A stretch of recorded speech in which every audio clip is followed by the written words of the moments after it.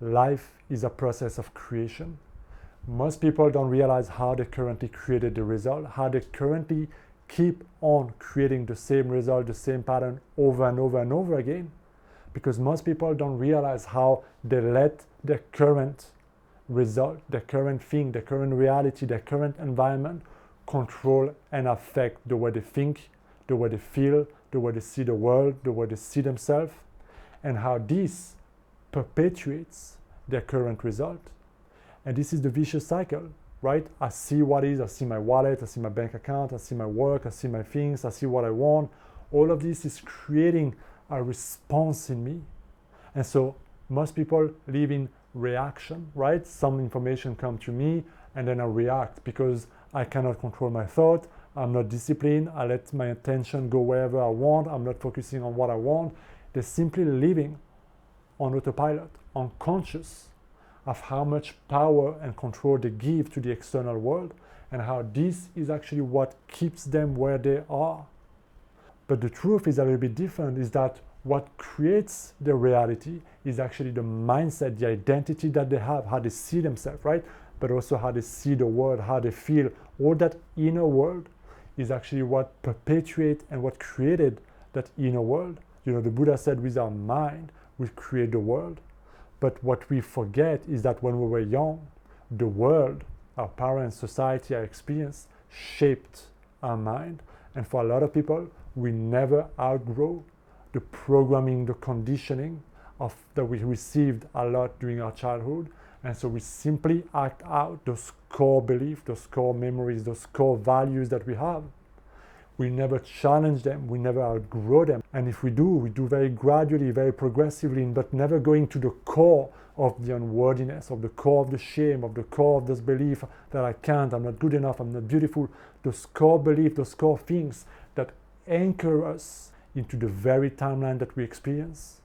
And so to create a radical shift in your life, it's not simply about changing some superficial thought or superficial belief that you can have on the surface, although it is going to create somewhat of a difference in your life, right? But if you can go at the root meaning how you see yourself, that core essence about your own identity, about your own self-worth, about your own self-love, about what you deserve, about what you can and cannot have, and what you need to do in order to deserve or earn certain things, if you can go to the core of certain traumas or certain experiences that have shaped you, and if you can heal some of those, if you can change some of those, if you can upgrade some of those and create a new mind and see yourself worthy, loving, caring, beautiful, however you want to see yourself, however you need to see yourself in order to create that new reality. Because I guarantee you, when you are feeling unworthy deep in your core, you will always seek approval here. And it will always mess you up. It will always create that feeling that you're never good enough, that you're worried about what are going to people say, and all these type of things. So it will always create ways for you that you feel like, I need to overcompensate.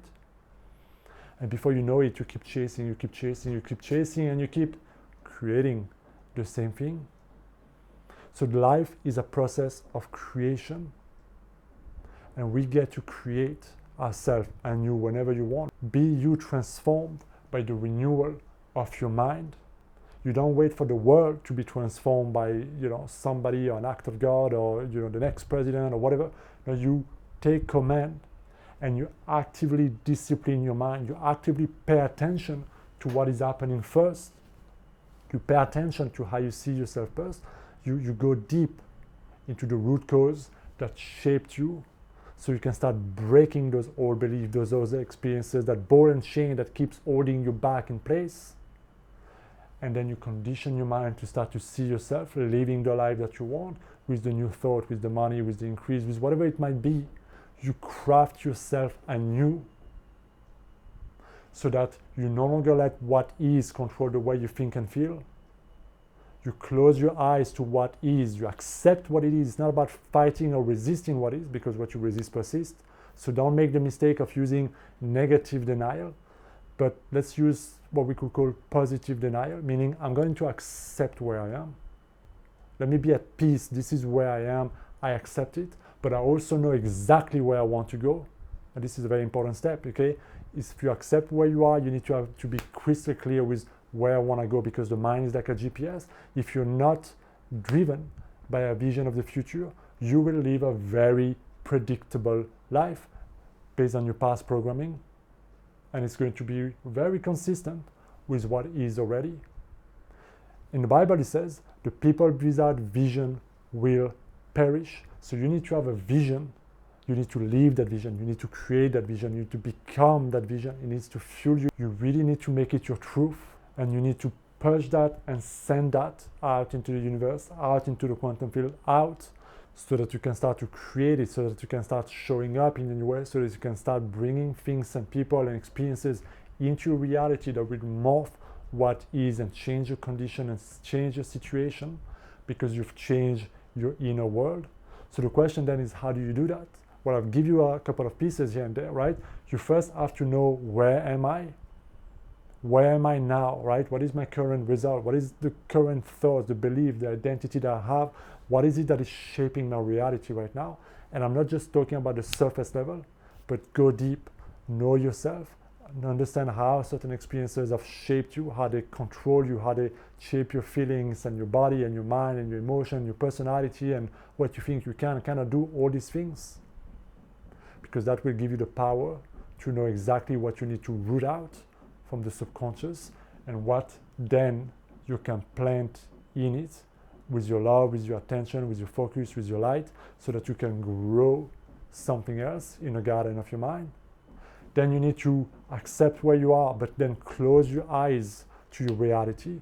Don't let the current experiences continue to control the way you think and feel.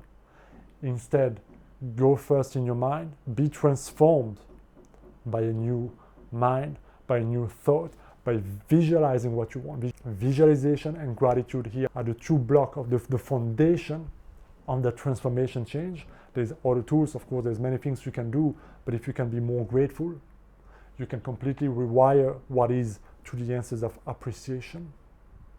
Beautiful things to do. I've made videos on the topic, but then if you can use visualization, if you can sit your ass down, if you can learn, if you can develop the phenomenal modality of visualization, of using your powerful imagination to create that future, to live it, to embody it, to send a strong signal to your subconscious mind and to life of, this is what I want. Some people will say, I can't see, I can't visualize, it's not gonna work for me. You gotta quit being a victim. Everybody can visualize. If you're not very visual right now, then freaking learn. Okay? Just the way you learn to drive a bike, the way you learn, about anything. You learn how to use TikTok and YouTube and use ChatGPT and all the things that you do very well today, you had to learn. So even if you feel like it's very difficult for you to see pictures, if you realize how powerful visualization can be in your life and how much it can transform your life, then start to learn. It's simply a question, do you want it enough?